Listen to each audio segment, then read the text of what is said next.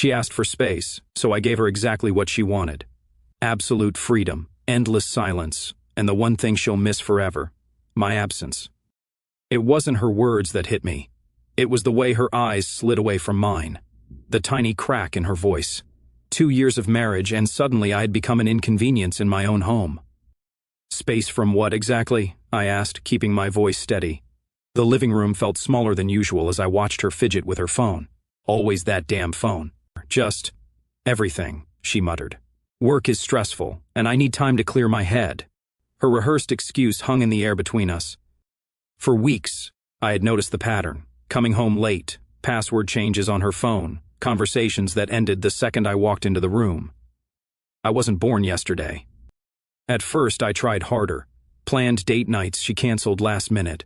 Cooked dinners she barely touched before retreating to the bedroom with her phone. But with every attempt, her requests for space only grew louder. That night, while she showered, I did something I never thought I'd do. One notification lit up her unlocked phone. A message from a coworker. Can't wait to see you tomorrow. He still doesn't suspect anything. I placed the phone exactly where it had been, walked to the kitchen, poured myself a whiskey, and waited. When she emerged in her bathrobe, hair still wet, I simply asked, "Who's waiting to see you tomorrow?" The color drained from her face before anger quickly replaced it. "You went through my phone. This is exactly why I need space. You're suffocating me." I laughed. Not the reaction she expected. "Interesting," I said. "I'm suffocating you by discovering you're cheating. That's a new one." "It's not what you think," she stammered, reaching for excuses. "We're just friends. You're being paranoid. Friends don't hide conversations. Friends don't plan behind my back." I took another sip, feeling strangely calm. "How long?" "There's nothing to tell." Her voice pitched higher, defensive. "This is why I can't talk to you anymore. You twist everything." I stood up, towering over her. "How long?" The truth spilled out then. 3 months. My so-called friend from work. Their little rendezvous during her girls' nights and work events. "I was going to tell you," she pleaded, tears starting. "I've been confused. That's why I needed space. To figure things out." My voice remained level even as rage built inside me. "You needed space to cheat without guilt. You needed space from the consequences." She tried touching my arm. I stepped back. "We can work through this," she whispered. "People make mistakes. If you would just give me the space—" "Stop saying that word."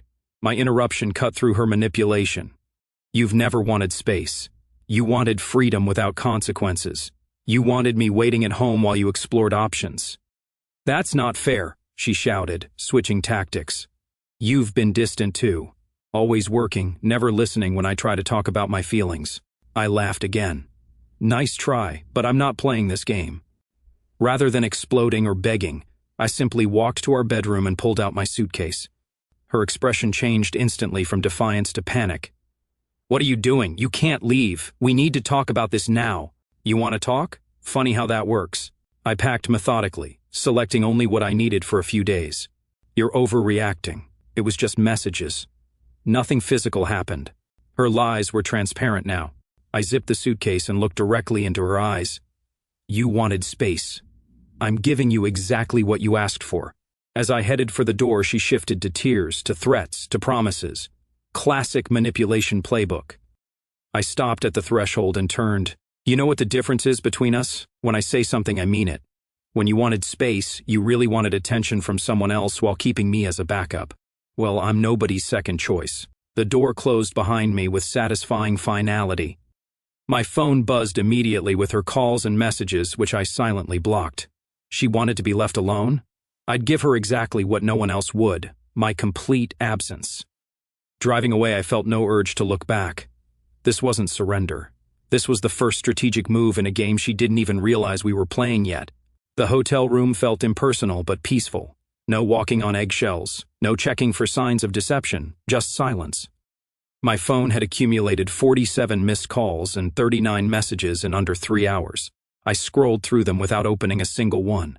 The progression was predictable: anger, blame, guilt, threats, and finally desperate pleas. Morning brought clarity. This wasn't a temporary separation to make her miss me. This was my exit strategy beginning. I contacted a lawyer before breakfast and scheduled a meeting for that afternoon. Knowledge is power, and I needed every advantage. At work, I transferred half our joint savings to my private account, money I'd earned and saved before marriage. Legal, fair, and necessary. Then I called my closest friend, the only one not connected to her social circle. Stay at my place as long as you need, he offered immediately. But what's your actual plan? To give her exactly what she claimed to want, I replied. Complete space. Permanent space. After work, the lawyer laid out my options. Our finances were simple. No children. The apartment was rented. The lawyer seemed surprised by my calm demeanor. Most men in your position are either devastated or enraged, he noted. I'm both, I admitted. But neither emotion helps me make smart decisions. By evening, my phone showed she had visited my office building. The receptionist turned her away. Then came the ambush in the parking lot, tears streaming, mascara creating dark rivers on her cheeks. You can't just disappear. We need to talk, she demanded, blocking my car door. I made a mistake. Don't throw away our marriage over one mistake. One mistake repeated for 3 months isn't a mistake, I responded evenly. It's a choice. Multiple choices, actually. Daily decisions to betray me. I'll end it with him completely. I swear it didn't mean anything. I looked at her calmly. If it meant nothing, that's worse. You risked everything we built for something meaningless. Please, she begged, grabbing my arm. Just come home. I'll do anything. That's the problem, I said, gently removing her hand. You already did anything, with him. And now you're only sorry because there are consequences. Is this about your ego? She snapped, anger replacing desperation. You can't forgive one mistake? Everyone deserves a second chance. I smiled slightly. This isn't your second chance. It's your 100th. Every time you lied about where you were, every password change, every deleted message, those were all chances to choose differently. What about the 2 years we've spent together? Her voice cracked. Does that mean nothing to you? It meant everything to me, I corrected. That's why I'm the one who gets to walk away with my dignity intact. Her next tactic, involving others. My phone filled with messages from her friends, her sister, even her mother. All with the same narrative. I was being hasty. Marriages require forgiveness. Everyone makes mistakes. I responded to none. By the 3rd day, she showed up at my friend's apartment, pounding on the door until neighbors threatened to call the police. You can't hide forever, she shouted. This is childish. Be a man and face me. I opened the door, surprising her mid-knock. I am facing you. I'm just not accepting your version of reality. She pushed past me into the apartment. I haven't slept in days. Is that what you wanted? To punish me? I wanted a faithful wife, I stated simply. We don't always get what we want. I'll do therapy, couples counseling, whatever you need. Just don't throw us away. I studied her face, truly beautiful even in distress. But beauty no longer clouded my judgment. Why do you want me back? I asked. Actually think before answering. Is it because you genuinely love me or because your perfect scenario fell apart? You wanted me at home providing stability while you explored options. Now you have neither. Her silence told me everything. The divorce papers will be ready next week, I said. I'll have them sent to you. Divorce? She whispered, as though hearing the word for the first time. You can't be serious. You wanted space? I reminded her. I'm giving you all the space in the world. Stop saying that, she shouted. I never meant actual space. I just needed an excuse to cheat without feeling guilty. I finished for her. I understand perfectly now. As I showed her to the door, she tried one last tactic. He meant nothing. I've already ended it. Come home and I'll prove it to you. I looked her directly in the eyes. The problem isn't him, it's you. And it's me for ignoring the signs for too long. After she left, I changed my phone number. Step 1 of becoming completely unreachable. The chess pieces were moving exactly as planned. While she scrambled to regain control, I was already 3 moves ahead. 1 week into my strategic absence, I arranged for movers to collect my essential belongings while she was at work. My lawyer advised documenting everything to prevent false claims later. Smart move. By evening, her fury manifested in a stream of increasingly unhinged voice messages to my new number, which she had somehow obtained. You took your things without telling me? Who does that? Her voice trembled with indignation. You're acting like I'm some monster. It was just a mistake. Everyone makes mistakes. I listened impassively. The next message escalated. Fine, take your stupid clothes. I don't need them or you. When you come crawling back, don't expect me to be waiting. Then, predictably, the tone shifted again. Please call me back. I'm falling apart here. I can't eat. I can't sleep. Don't you care at all? After everything we've been through, the manipulation was textbook: anger, dismissal, vulnerability. A calculated cycle designed to provoke any response. But my silence was more powerful than any words. My new apartment was smaller, but it represented something crucial: independence. I arranged my belongings methodically, creating a space that was entirely mine. No traces of her presence, a clean slate. The divorce paperwork was filed. All communications now went through lawyers, a barrier she couldn't penetrate with tears or accusations. For the first time in years, I felt in control. 3 days later came the financial attack, large withdrawals from our joint account, clearly retaliatory. I'd anticipated this and had already transferred my portion. Her desperate attempt to hurt me financially fell flat. The workplace became her next battleground. She appeared during lunch, making a scene in the company cafeteria. Is this how a real man handles problems? Running away? She demanded loudly, drawing uncomfortable stares from colleagues. 2 years together, and you throw it away without even fighting for us. I remained seated, voice level. I suggest you leave before security is called. You won't even stand up? Look at you hiding behind your lunch while our marriage dies. I met her gaze steadily. Our marriage died the moment you decided one man wasn't enough. This is just the funeral. Her face contorted. You think you're so perfect. You weren't exactly husband of the year. Always working, never listening, treating me like an afterthought. I smiled slightly. Interesting revision of history. Was I working when you were sending intimate messages to my former friend? Was I not listening when you were lying about your whereabouts? Several colleagues had stopped pretending not to watch. Her audience wasn't providing the sympathy she'd expected. This is private, she hissed, suddenly aware of the onlookers. You made it public by coming here, I pointed out. Just like you made your infidelity public when you conducted it in restaurants and hotels where we know people. Color drained from her face. What are you talking about? The reservation confirmation from the Westlake sent to your email, which is still linked to our shared cloud account. The one for the room you claimed you never visited. She hadn't expected receipts, physical evidence. Her shock was visible. That's invasion of privacy, she stammered, grasping for moral high ground. No, that's me protecting my sexual health after discovering my wife's infidelity. The doctor appreciated having dates to work with for the STD panel. Gasps from nearby tables. Her public humiliation was complete. You're trying to destroy me, she whispered, tears forming. No, I said calmly.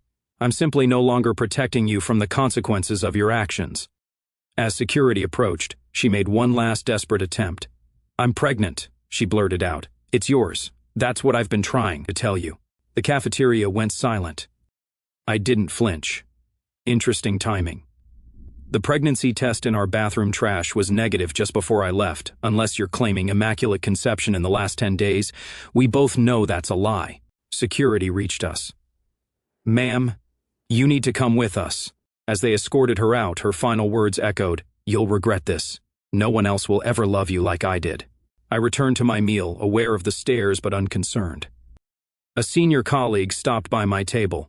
That took guts, he said quietly. Most men would have either caused a scene or slunk away embarrassed. Dignity isn't what you lose in betrayal, I replied. It's what you maintain in response. That evening, her sister called, tone accusatory. How could you humiliate her at your workplace? Everyone's talking about it. Actions have audiences, I responded. She chose the stage, not me. She's absolutely destroyed. Is that what you wanted? What I wanted was irrelevant the moment she betrayed our vows. What I'm doing now is ensuring I don't become collateral damage to her choices. The sister's voice softened slightly. She made a terrible mistake, but destroying her reputation won't fix anything. I'm not destroying anything, I clarified. I'm simply not lying to protect someone who didn't protect me. After hanging up, I blocked her. Number 2. Each severed connection was another step toward freedom. The chess game continued, and with every move her options diminished while mine expanded. 3 weeks into our separation, my lawyer called with news. She was demanding mediation instead of proceeding with divorce.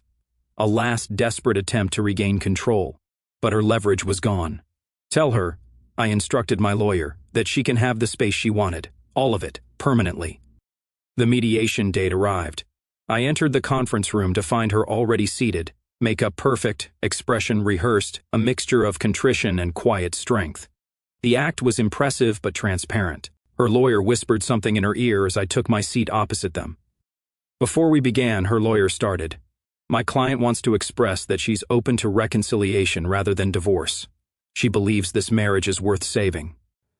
My lawyer and I exchanged a brief glance. We had anticipated this. We're here to discuss division of assets, my lawyer responded clinically, not reconciliation. Her carefully crafted composure cracked slightly. Can't we at least talk directly without the lawyers? Absolutely not, I replied without hesitation. You won't even give me 5 minutes? Her voice quavered. Perfectly practiced vulnerability. After 2 years together? 2 years together, 3 months of betrayal, and now 4 weeks of harassment, I corrected. No, I won't give you 5 minutes. The mediator intervened. Let's focus on why we're here, the division of assets. What followed was clinical, efficient, and devoid of the drama she clearly craved. I accepted slightly less than my fair share, a calculated decision that would expedite the process. When we took a brief recess, she cornered me in the hallway. This is really happening. You're going through with it. Her eyes searched mine for any weakness. Over one mistake. Multiple mistakes, I corrected. Deliberate, repeated choices. I've changed, she insisted. This whole thing has shown me what really matters. I was taking you for granted. No, I countered. You were betraying me while expecting me to remain loyal. There's a difference. Her voice lowered. Intimate. Remember our anniversary in Hawaii? The plans we made for the future? Are you really throwing all that away? I'm not throwing anything away, I said. I'm responding to what you already discarded. Her eyes narrowed. I never wanted a divorce. That's all you. Interesting perspective. What exactly did you expect would happen when you betrayed your husband? A promotion? Her lawyer approached, ending our conversation. As we returned to the conference room, I noticed missed calls from her mother, then several messages in rapid succession. Something had shifted. Halfway through the afternoon session, her phone vibrated repeatedly. She checked it, and her face went pale. She whispered urgently to her lawyer, who called for another recess. When we reconvened 15 minutes later, her demeanor had completely changed. Gone was the contrition, replaced by barely contained fury.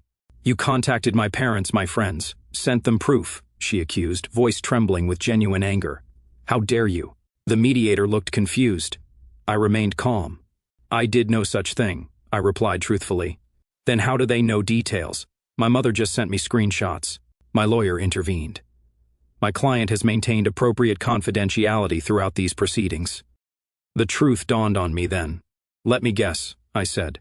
Your partner in infidelity has been speaking to people, perhaps feeling guilty or trying to clear his conscience. Her silence confirmed my suspicion. Or perhaps, I continued, someone at my workplace who witnessed your public outburst shared the story. Actions have audiences, remember? You've destroyed my reputation, she whispered. Your actions destroyed your reputation, I corrected. I simply didn't help you hide them. The remainder of the mediation proceeded with her silent fury simmering across the table.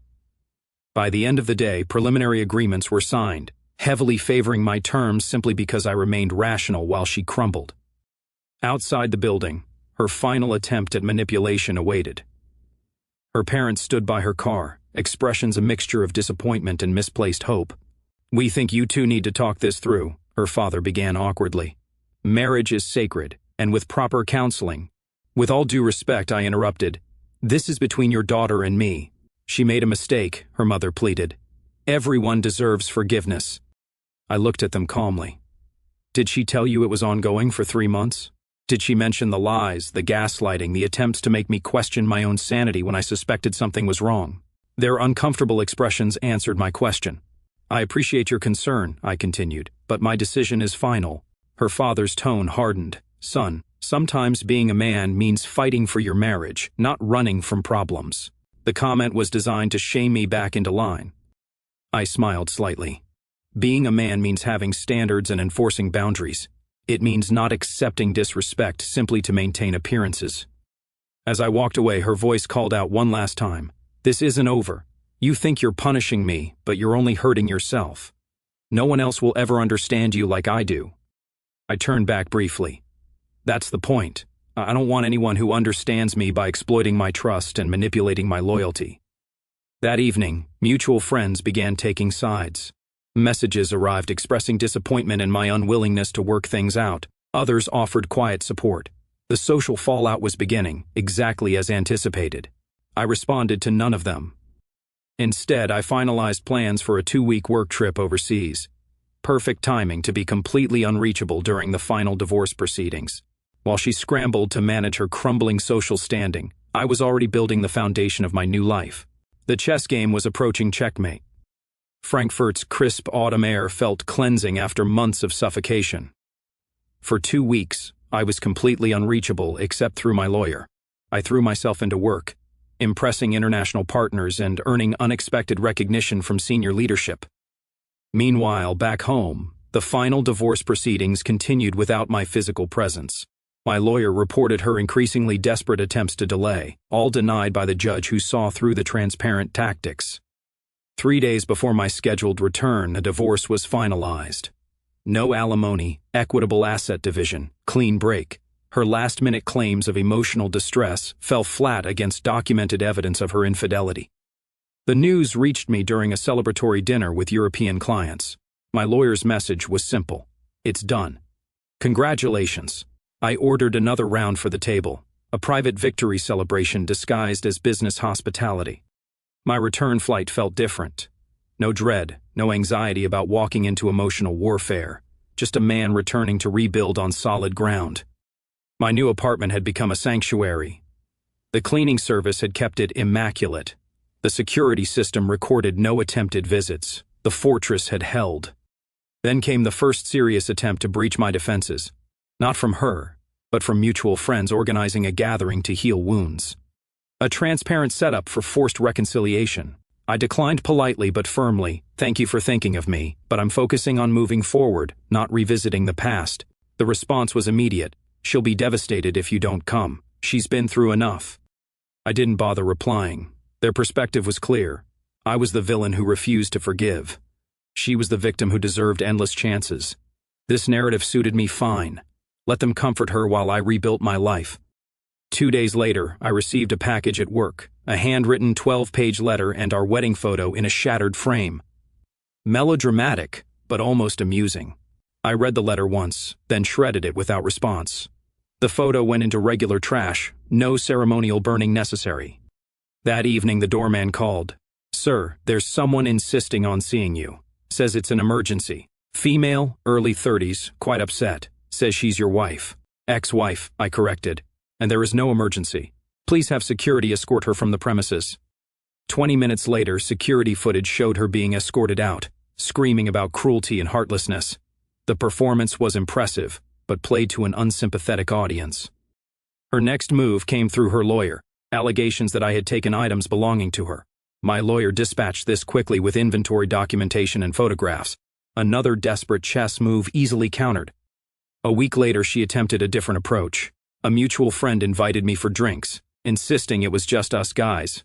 I accepted, until I arrived to find her seated at the table. I turned to leave immediately. 5 minutes, she pleaded, standing up. "Just give me 5 minutes." "No," I replied without breaking stride. She followed me outside. "You can't even look at me now?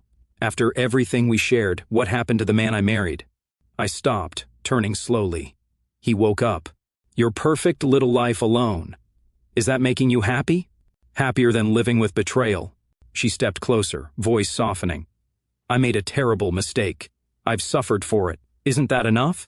Your suffering isn't my concern anymore. That's what divorce means." So cold, she whispered, so calculated. "This isn't you. This is exactly me, without the willful blindness." Tears formed in her eyes, streetlight catching them perfectly. "I still love you. That never changed." "Love without loyalty is just language," I replied.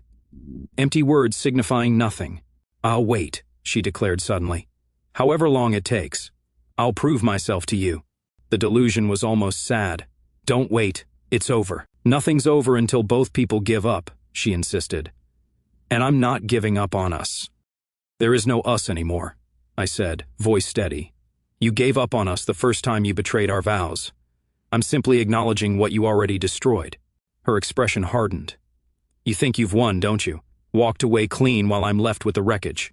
This isn't a competition, it's a consequence. Everyone thinks you're the victim and I'm the villain, she continued, bitterness creeping in. You've managed to spin everything perfectly. I didn't spin anything. I simply stopped covering for your choices. Our mutual friend appeared then, feigning surprise. The setup was painfully obvious. Perfect timing, I remarked coldly. Enjoy your dinner together. I have other plans. As I walked away, her final words followed. You'll regret this. When the loneliness hits, you'll come back. I didn't turn. Her words held no power anymore. That night, I blocked our mutual friend's number and pruned several others from my contacts. The social pruning was necessary. At work, a promotion appeared on the horizon, partly due to my successful international project.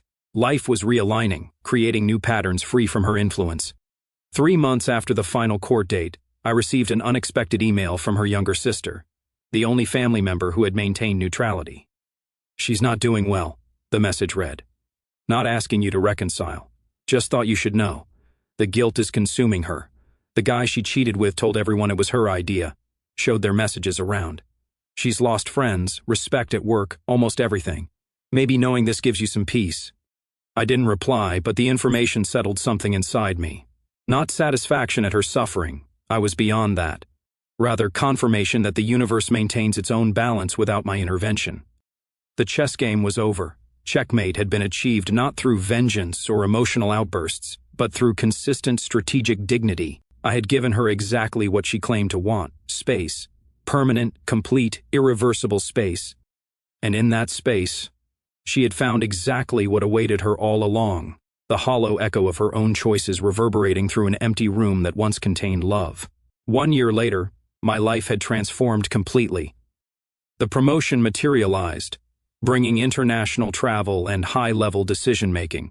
My new downtown condo was all clean lines and open space, without a single artifact from my previous life. The dating scene surprised me with its simplicity once I set clear boundaries. Quality conversations with intelligent women who appreciated directness and emotional stability. Nothing serious yet, but authentic and satisfying. Financially, I had never been more secure. My investment portfolio doubled in 12 months through calculated risks and disciplined execution. 5 days a week at the gym sculpted my body into its best form since college. Stress-induced insomnia vanished, replaced by deep, restful sleep. The man in the mirror looked younger despite the year's passage. Living with Truth agreed with me. I maintained zero contact with her despite persistent attempts through increasingly obscure channels. Then came the wedding invitation that briefly disrupted my peaceful morning. My former best friend, not the affair partner, was getting married. The handwritten note read, "She won't be there, confirmed. Your presence means a lot to me." I decided to attend. Hiding forever would give her continued power over my choices. The ceremony was elegant, the reception lively. I congratulated the couple sincerely, danced with the bride's charming cousin, and enjoyed myself completely, until she appeared anyway. She had dressed for maximum impact, the black dress I once complimented, hair and makeup flawless, slimmer, almost gaunt, with something hard behind her eyes that hadn't been there during our marriage. The groom approached immediately, apologetic. I had no idea she would come. We were explicitly told she declined. Not your problem, I assured him. Enjoy your wedding, I'm fine. Throughout dinner, I felt her gaze from across the room but never returned it. The inevitable confrontation came near the bar. You look well, her voice came from behind me. Success suits you. I turned, nodding politely as though addressing a distant acquaintance. Thank you. Not even going to ask how I've been. A brittle smile played across her lips. It wouldn't be sincere if I did. Her smile faltered. Still cold, still punishing me. Not punishing, I corrected. Just maintaining boundaries. She moved closer, lowering her voice. I've changed. Therapy, soul-searching, the works. I understand now what I threw away. I'm glad therapy has helped you, I replied neutrally. That's important. Is that all you have to say? After a year of ignoring me? I sipped my drink calmly. What exactly do you want from this conversation? The question caught her off guard. I just thought we should talk. Clear the air. The air is perfectly clear. Has been for 12 months. Her composure cracked. So that's it. 2 years together and you can just delete me from your life completely. You deleted our marriage vows first, I reminded her. I simply processed the deletion. God, listen to yourself. So clinical, so detached. What happened to the man who would hold me when I cried? Who said he'd never give up on us? He grew up, developed self-respect. Anger flashed in her eyes, quickly replaced by calculated vulnerability. I still dream about you, about us. Don't you ever think about what might have been? No, I answered truthfully. I don't live in hypotheticals. She touched my arm lightly. One mistake shouldn't erase everything good we had. I gently removed her hand. It wasn't one mistake. It was hundreds of choices day after day. And they didn't erase everything good. They revealed something fundamental about who you are. People change, she insisted. I've changed. I believe you, I replied, surprising her. People do change, but consequences remain. Her voice lowered to a whisper. I miss you every day. You miss what I provided. Stability, loyalty, consistency. Not me specifically. That's not fair. You don't know what's in my heart. You're right. And I no longer need to. The bride approached then, expertly inserting herself. Mind if I steal him for a dance? Best man duties and all that? Before she could object, I was guided to the dance floor, grateful for the timely rescue. Thank you, I told the bride quietly. No problem. Women like her never change. They just find new disguises. When the dance ended, I noticed my ex waiting by the exit. Instead, I rejoined my table, engaging animatedly with the other guests. Later, as the reception wound down, she made one final approach while I waited for the valet. This isn't how our story ends, she declared, voice slightly slurred from champagne. We were meant for more than this. I looked at her directly. Our story ended exactly as you wrote it. You just didn't expect the final chapter. I made a mistake, she whispered, tears forming. A terrible mistake. But I've paid for it every day since you left. That payment wasn't to me, I clarified. It was to reality. Actions have consequences. So cold, she repeated. So cruel. No, I corrected her. Cruelty would be pretending there's still a chance when there isn't. I'm being honest. There's someone else, isn't there? Jealousy crept into her voice. My life isn't your concern anymore. My car arrived. As I moved toward it, she called out loud enough for nearby guests to hear. You can't just walk away again. I stopped, turning to face her one last time. You wanted space. I gave you exactly what you asked for. The problem is, you never understood the value of what filled that space, until it was gone. As I drove away, I checked the rear-view mirror once. She stood alone under the venue lights, a solitary figure watching my departure. No satisfaction surged through me, no vindictive pleasure, just peaceful certainty that I had made the right choice. My phone buzzed with a message from a woman I'd been seeing casually, intelligent, straightforward, with her own successful career and healthy boundaries. Still on for hiking tomorrow? I smiled, typing a simple response, absolutely. Looking forward to it. The night air through the open window felt fresh and clean. Ahead, the city skyline glittered with possibility. Behind, the past remained exactly where it belonged, completed, processed, and firmly closed.